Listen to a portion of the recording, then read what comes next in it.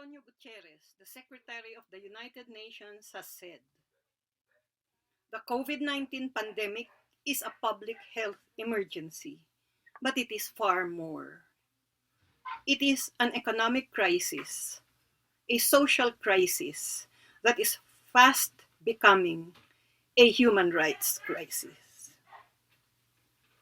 We have seen how the virus does not discriminate, but its impacts do, exposing deep weaknesses in the delivery of public services and structural inequalities that impede access to them.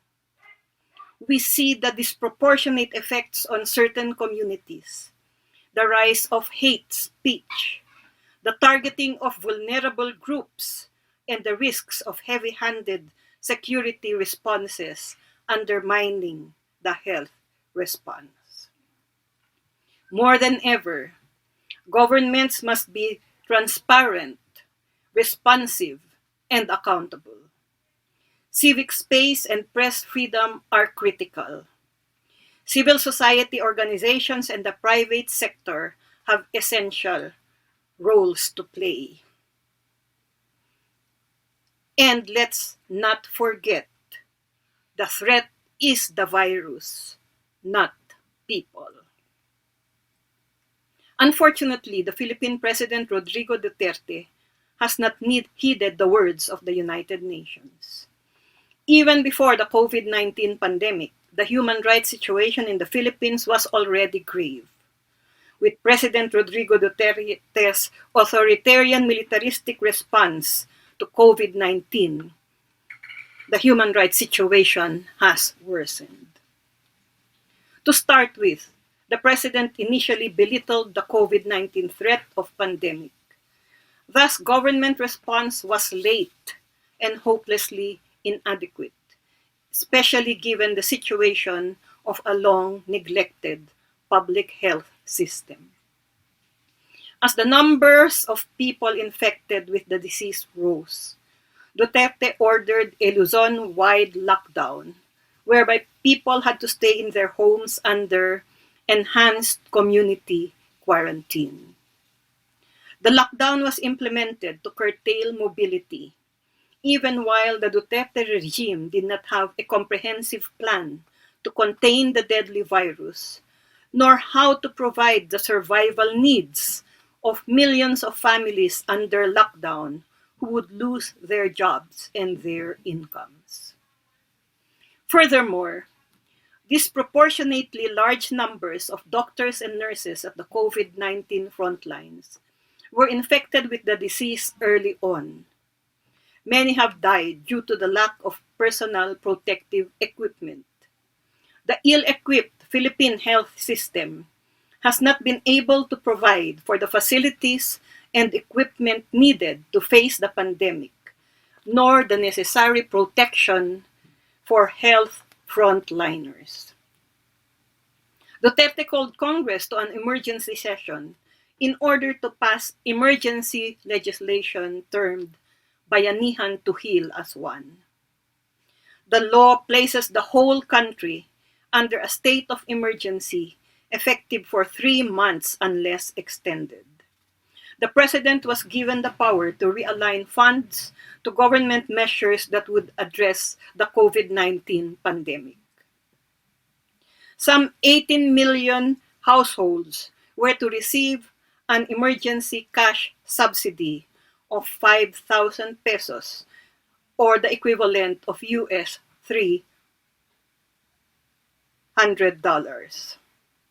The law also included a dangerous provision imposing penalties on anyone who would spread disinformation or fake news, which would be used to curtail freedom of information and free speech. The President then appointed a group of generals to implement the National Action Plan. The police were deployed to man checkpoints and walk the streets to make sure that the people were abiding by the rules for the lockdown. The militarist mindset that COVID-19 was a peace and order issue instead of a public emergency, and that people, not the virus, was the problem, made the central role of the police and military subject to abuse of authority. It is now 7 weeks into the lockdown, but less than half of the targeted 18 million families have received anything from the government's social amelioration program. The government's promise of relief has been very slow in coming, what with stringent requirements and bureaucratic entanglements. This means that millions of families are now experiencing hunger and deprivation. Even worse, there have been charges of misuse and corruption of funds.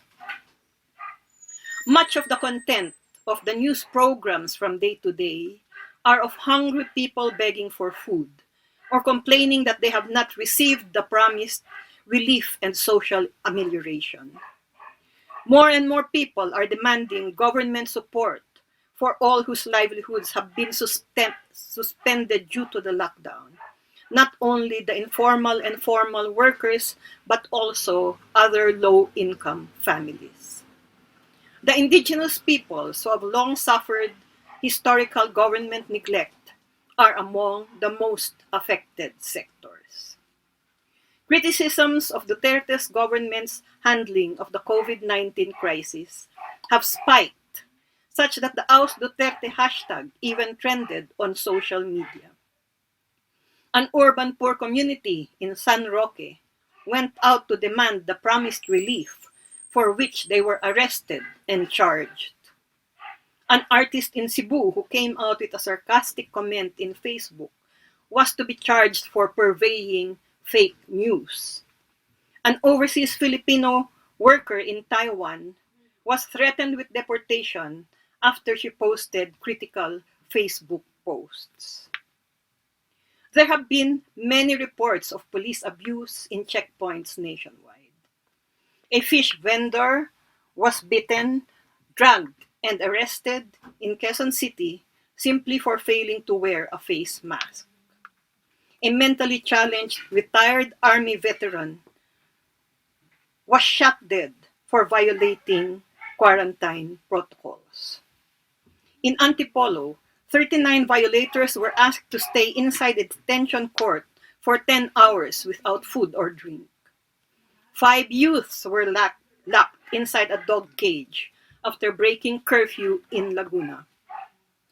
Police and barangay officials tortured quarantine violators in Coronadal City, including punching, hair pulling, slapping, and forced feeding of siling labuyo. The United Nations has raised concern over some countries' repressive measures to implement lockdowns, citing the Philippines' highly militarized response to contain the spread of COVID-19. The UN High Commissioner for Human Rights, Michelle Bachelet, has said that police and security forces have used unnecessary force to make people abide by lockdown and curfew rules, with the victims mostly coming from the poor and vulnerable sectors. She warned that shooting, detaining, or abusing someone for breaking a curfew because they are desperately searching for food is clearly an unacceptable and unlawful response. The Philippines' highly militarized response to the pandemic has led to the arrest of over 150,000 people for violating enhanced community quarantine ordinances. Unfortunately, even under conditions of lockdown, the wider world does not stop. While Duterte has announced that the armed forces of the Philippines would cease offensive military operations and rechannel their efforts to the pandemic, military operations continued in rebel hotspots. When the UN Secretary General called for a ceasefire to armed conflicts, the Communist Party of the Philippines New People's Army responded with an order to its combatants to desist from conducting tactical offensives while still being alert to the movement of government troops. There have, however, been reports of some encounters between the two.